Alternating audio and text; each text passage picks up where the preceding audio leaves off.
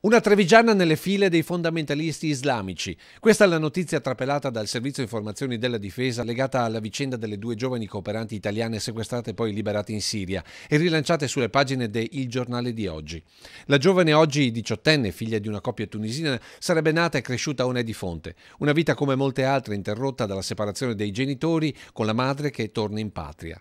L'altro dato oggettivo è la denuncia della scomparsa fatta dal papà il 26 agosto scorso ai Carabinieri di Fonte con il timore del genitore per la ragazza che nel frattempo, divenuta maggiorenne, si sarebbe sposata con un giovane turco andando a vivere ad Istanbul. Sullo sfondo l'integralismo sospettato dal papà per un cambiamento repentino della ragazza. D'un tratto avrebbe smesso abiti e modi occidentali per indossare vestiti e veli nella più stretta osservanza musulmana. Ora sarebbe nella lista di giovani passati in Siria. Compare qualche riscontro su un possibile arruolamento nelle forze fondamentaliste.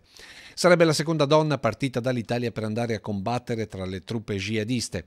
Oggi in paese la notizia è arrivata come un fulmine a ciel sereno, anche se il sindaco non sembrerebbe all'oscuro di tutto. A noi non risulta nulla, ne risulta solo un allontanamento volontario, ma dove sia la persona e cosa stia facendo non risulta per cui qualcosa di potenziale, insomma, è un'ipotesi. Sindaco che difende la comunità musulmana, sottolineando però: I giovani sono più facili a partecipare a certe iniziative, nel senso che hanno un entusiasmo che gli adulti non hanno. Un concetto ribadito già ieri dalla comunità islamica trevigiana. Un giovane che vive qua in Italia non ha la possibilità a livello linguistico perché lui ha una scarsa conoscenza della sua lingua e quindi va in cerca su internet degli concetti islamici e trova questi siti internet che sono riservati a dei jihadisti.